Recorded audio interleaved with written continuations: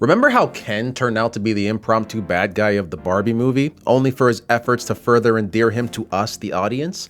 In comparison to, I don't know, Wanda Maximoff, who was the villain of Doctor Strange 2, but anyone with a reasonable sense of rationality was like, oh no, yeah, that bit was crazy. Why did it feel like Thanos had a point, just a bit misguided, when someone like Quamir from The Acolyte was just the worst? The answer is sympathy. Of the two comparisons I made above, the differences arise from the way in which the story wants us to perceive these characters. And I want to get into that. I've been seeing this happen more often in modern stories, where when a villain is played straight, when there's someone the story doesn't want us to like, they end up being a person the audience can connect with, sympathize with, versus when writers, I use that term lightly, try to go for the sympathetic villain trope and just end up forcing the story to bend over backwards to paint the morality of their actions as righteous, as justified in some way, to of course less than stellar results. Now mind you, the examples I've made are all of villains, but in the better world, who are you sharing a drink with? What makes the former better than the latter? Well, thanks for asking. Allow me to answer that. But first, let me ask a question. Why do we like heroes? More specifically, why do we like underdogs? There's something about watching someone snatch victory from the jaws of defeat that lights a fire under any well-adjusted person. Being able to go on a journey with a character and watch them change over time to become something greater, has always been a staple in storytelling that has spanned all of human history. And believe it or not, we like that for our villains too. Or at least for the sake of my argument, the characters who are supposed to be villains. Let's bring it back to Ken. While not the actual villain of the story, I was being a bit facetious, he was definitely the antagonist to Barbie's protagonist. Just in case you didn't put it together when you watched the film, if you did watch it, the true villain of the story was the patriarchy, and to a direct comparison, masculinity. I mean, the first thing that happened when Barbie reaches the real world, she's sexually assaulted, and she ends up in jail for defending herself. Pretty on the plastic nose if you ask me. Ken, however, while also having been jailed, then goes on to absorb all the masculinity he can. They even have this cheeky little line in the movie. You guys are clearly not doing patriarchy very well. No, no, we're doing it well. Yeah, we just hide it better now. And now Ken, with his newfound knowledge of the patriarchy, goes on to rule over Barbie Land. And how is this problem resolved? With sisterhood, girl power, more specifically, manipulation. Ken was directly responsible for the events that befell Barbie Land. Barbie, being the avatar for female independence, had to stop him. He was the villain, she was the hero. Well, technically the girl and her mom were the heroes, but you get it. The logic is simple. But even though the story clearly had Ken in the wrong, why didn't it feel like it? Why did people feel bad for Ken? Well, to keep it simple, Ken was the underdog. He just wanted the affections of a woman who merely saw him as an accessory, and when he finally found a way of life that empowered him, he was stamped out for it. Truly a story of a man flying way too close to the sun, even though the sun in this case was most likely an 80-watt bulb. In the end, his perceived villainy was just misguidance. Ken managed to find a new perspective on life, to find his own place in Barbie Land. He was Knuff. And Barbie, the heroine of the story, literally gave up 2/3 the way through and let someone else handle her problems. Then, when it came time to rebuild what was destroyed, she bailed. What did the writers mean by that? King Magnifico, a man whose only flaw was that he cared too much. The villain of the 100-year anniversary for Disney's animated film Wish, it's hard to actually paint him as a bad person when a heaping helping of his actions were completely justified throughout the film. Ruling an entire kingdom ain't easy, and all he asked for in return was that you willingly give up your wish so that you can live a life happily apart from the soul-crushing sadness one might feel if they were unable to make their dreams come true. He was so kind, depending on what the wish was, you might actually get it granted, but it also didn't matter if your wish didn't get granted because your life would still be awesome without it. It was explained in the movie, there are some wishes that would never be granted, mainly because they were either too vague or could threaten the kingdom in some way, sounding pretty valid so far. Our protagonist Asha, however, decided that everyone's wishes should be granted no matter what it was, and proceeds to unravel everything King Magnifico has built all his life. The movie ends with her making a mess of the kingdom and just effing off. The theme of the movie should have been, be careful what you wish for. Instead, it was, make your dreams come true no matter the cost. And while it's a sweet sentiment, what I saw was the destruction of a man's life work at the hands of an inexperienced, disingenuous freeloader. He lost everything before, as alluded to in the story, and couldn't bear the thought of it happening again, so he took extreme measures to safeguard the people he cared about. Yeah, he used powers of a mysterious book that ended up possessing him and ultimately pushing him into villainy.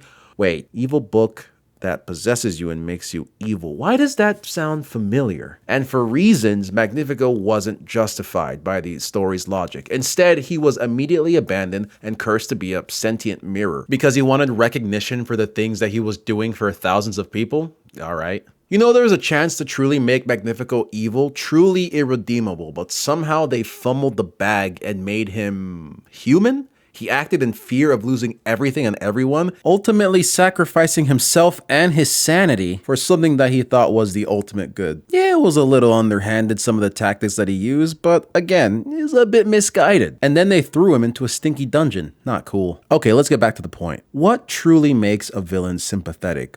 Why does it work when the story isn't trying to make them look good? When the protagonist doesn't have a complete 180 in heart, or when the story doesn't haphazardly contort itself and expect the audience to feel what it wants us to, what it demands us to, really? Well, that's actually pretty simple as well. We don't like being told what to do, or in this case, what to feel. I think this is also a problem for how people feel about stories that include Mary Sue's and Gary Stu's. We'll get into that. The general audience doesn't like when the plot bends over backwards to make someone who's objectively crummy out to be a good guy or in the right, justified for whatever reason. I mean, in some instances it does work. Shows like Lucifer, Overlord, Invader Zim, How I Met Your Mother, they do a pretty good job at making objectively bad people likable and relatable to some degree. The general audience, but hold on, you have a confused look on your face. No, I didn't just slip in the How I Met Your Mother for a joke. Unironically, every person in that show, with the exception of Marshall, but he's close, is a gigantic piece of shit. It's my opinion, but I think Ted is a bigger one than Barney. How, might you ask? Well, in How I Met Your Mother,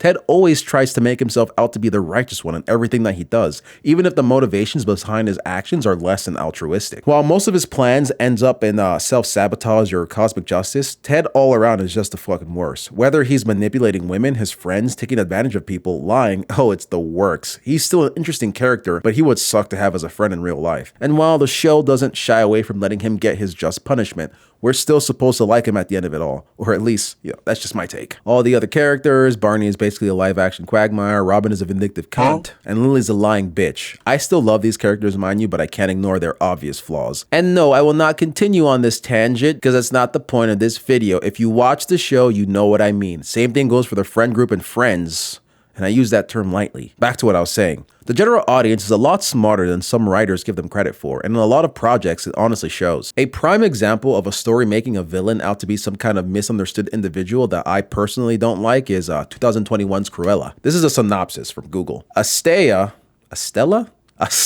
is a young and clever grifter who's determined to make a name for herself in the fashion world. She soon meets a pair of thieves who appreciate her appetite for mischief, and together they build a life for themselves on the streets of London. However, when Estella befriends fashion legend Baroness von Hellman, it's pretty on the nose there, she embraces her wicked side to become the raucous and revenge-bent Cruella. So basically, The Devil Wears Prada meets The Dark Knight Rises. Some of you don't know, but that's actually an excellent comparison. And I'm not saying the movie was bad. It was pretty good, actually. But I think it's important to remember that this character becomes this character. And while watching the movie, you can't help but think to yourself, what happened between these films that made her a dog-murdering maniac? I know the movie tries to shoehorn in that Dalmatians killed her mom, but like, come on. I think we all can agree that that just doesn't work. Or at least in a justifiable way for her motivations in the original animated and subsequent live-action remakes. A little fun fact about the 101 Dalmatians. After the movie gained popularity, a lot of people went out to adopt Dalmatians from the hype. But what most people didn't know is that Dalmatians are a rather difficult breed. So a lot were either returned or abandoned as a result of uninformed puppy parents. Sad face. And what's weirder is that the movie ends with her befriending Dalmatians, like they're her friends, companions or something, which again, if they're so great, why does she want to kill them for clothes? Just messy. Honestly, these films did not have to be created, but the money has to come from somewhere and it ain't from original ideas. Because we know how that goes. More so to my point, I don't think this does a service to the archetype of sympathetic villain because in reality, she's still not a good person. The movie just fleshed out her reasons for becoming heartless and tried to write her off as some anti-hero of some sort. I press on this film not being good, not because it's a bad film, it's because we didn't need the backstory for how she became who she was. On top of that, we definitely didn't need a story painting her origins in a light that justifies her more maniacal tendencies. Like they want us to watch these movies and see this character and go, oh, Dalmatians killed her mom. And also she was mistreated when she wanted to be a fashion star. So that led her to becoming a fashion Batman and fake her death. And also Cruella is a fake identity. Like what is happening? That's way too much for a character that was just originally a heartless fashion magnate that wanted to skin pups for a fur coat. It just doesn't work. You can't sympathize with a person like that. And if you do, someone just got uninvited from poker night. So I bet you're wondering, all right, Ben, then what's a villain backstory that does work? Thanks for asking, but first let me ask this. What makes a villain worthy of redemption? I know it's the same thing as what makes a villain sympathetic, but I can't really ask the same question twice, and the entire answer itself is multifaceted. Let me cock. I think the answer is also simple, but before I reveal it, did you know that when I say subscribe, the button below the video glows? It's a little cool effect. You should also hit the like button as well. Okay. One of the best examples I can think of that my demographic for these videos would understand as well would have to be Zuko from the last is Darth Vader from Star Wars. Now I feel like you, the viewer, already have an idea of what I mean, but you're not the one making the YouTube video, are you? Anywho's, by all account, Darth Vader is truly an evil individual. He has slaughtered entire armies, massacred anyone that's opposed him, shut out all hope for returning to the light, double dipped at the office Christmas party. Ooh, that Vader's a bad mamma jamma. But can you blame him though? Oh yeah, that sent a tingle up your spine. I think that is an important question for when a story wants you to feel sympathy for a villain's plight, or for you Gen Zers in the room, was the crash out justifiable? Is the door that way? I'll just head that way. Well, actually, I don't know. You tell me. If only there is some way to get more insight into his life before becoming Space Hitler. If only... I'll do anything. I'll do whatever it takes to... Oh yeah, baby. Struggle session lightning round. He was born into slavery. He was forced to work since the day he understood object permanence. He worked for this thing. His mother was also a slave. He lived in the space equivalent of Las Vegas, Nevada. Heavenly Father, when you return, may your wrath pour out onto this forsaken city first. He was groomed. He was forced into a space wizard cult because he could see without seeing. He was forced to leave his mother a slave. Degraded because he was too old to be a space wizard. School? They made him style his hair like this. Full wash and set. You should be fired probably if they ain't cut your shit. Fuck it though, bro. It's your life. He was then forced to protect the woman that groomed him. Bro, he was crushing on her. No, son. He was a victim. Forced to keep his love a secret. That'll be important later. Sand. I don't like sand. This nigga forgot about his mom only to remember that he left her a slave. Found her at a sand nigga camp having been subjected to George knows what, only for her to die in his arms, presuming him to be a hallucination and not actually her son. That's just my interpretation of her death scene. You are free to disagree. He then slaughters all those sad niggas in a fit of rage, not just the men. But the women and the children too. This also becomes important later. He starts to scare the hoes. Nigga gets his cranking arm cut off. He kills an old guy. He starts to have visions of his secret wife dying. He gets denied the rank of Grandmaster, which is bullshit. He begins his path of being seduced by the dark side. Wait! And here's where I have to stop the lightning round because this part is super important to why the crash out was justifiable. The last three reasons I listed, I would say was the beginning of the end for our buddy Anakin. But most importantly, the reason for him doing what he did was not because he lusted for power, not because he had delusions of grandeur or changing the shift of power in the Force. He made those decisions, those mistakes, because he was afraid. With a power that he didn't ask for, thrust into a life that he didn't know was out there for him, forced with a difficult choice of choosing the Republic or the future mother of his children. Anakin had the cards stacked against him from the very start. This was a backstory so necessary, 3 movies had to be made to capture the absolute fumble of the Jedi, of Anakin, the creation of Darth Vader. For all intents and purposes, he was afraid, and in his most vulnerable time, he was manipulated by a more sinister force, and in his eyes, forced to take actions that if he didn't, he would lose everything he loved. He was already beginning to feel disenfranchised with the Jedi, and the life he had known, so he embraced the one laid out for him, and whether he liked it or not, he went through with what he thought was necessary, and trust me, he did not like it. And I would like to point out that's the difference between him and Wanda, because even though they did what they did for love, I don't think Anakin reveled in it, but you sure as hell could tell that Wanda was fucking with what she was doing heavy. That's just my take. Complain to your mama. Anakin's story then goes on to him losing everything anyway. His mother, his wife, his children, his best friend, his religion, his sense of self. And in that spiral, he took many lives as well. The wages of sin is death. But what happens when you aren't even afforded that? The final and one of the most memorable fights in Star Wars history cost Anakin a lot, the final shred of his humanity. And it wasn't a light price, at least an arm and a leg. All right, I'll see myself out. And at the end of it, after all that he had done to discover all of his efforts were for nothing, the rest of his life was just purposed for hatred and pain. Darth Vader wasn't pain, real pain, self-induced flagellation. But why?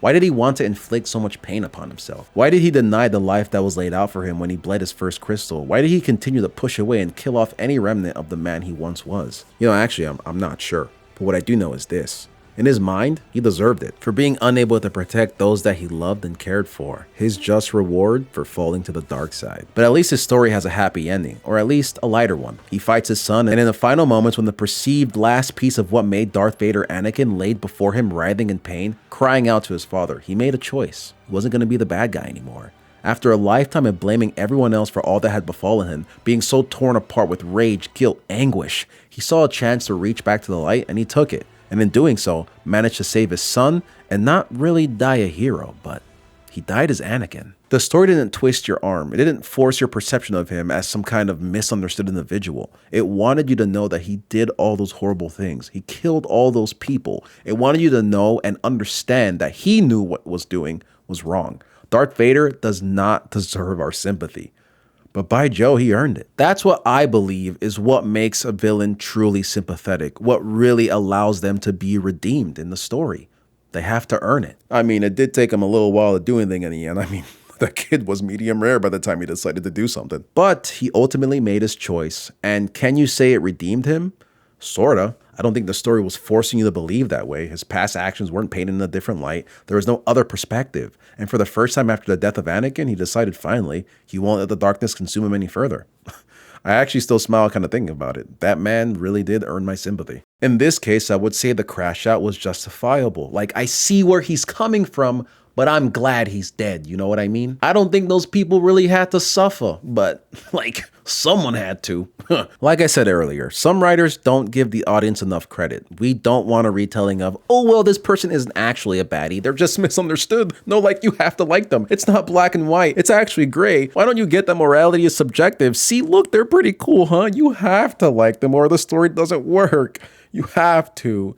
You have to. Man, I spent way too much time on Star Wars. How many of you are left? 12? Yeah, seems like a good amount for my final thoughts. The base of sympathy is feeling bad for someone. A sympathetic villain is someone who has done evil and you pity them for the actions that have led them to where they are. If you're gonna do bad and you want me to see your side, you better have some pretty strong points, let me tell you. You know, now that I think about it, there are a few villains in the MCU that had no business being villains. Mainly the fake Mandarin and Mysterio, like, they wet the bed because they got insulted by Tony. D1 haters, I swear. Yeah, Cruella was cool. Yeah, WandaVision was, serviceable. But how can you watch those projects and then tell me that in the next chapter of their lives, I'm supposed to see where they're coming from? How can I understand their perspective when there isn't a basis for why I should even feel bad? How do you get to murdering puppies? How do you go to senselessly killing innocents because you can't see your fake children? Like, you know?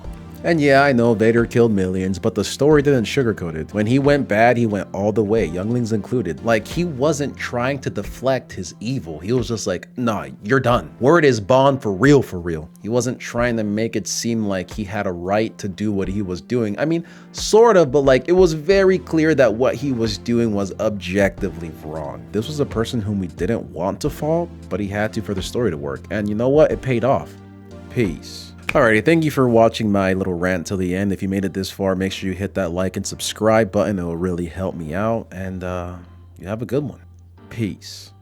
Again.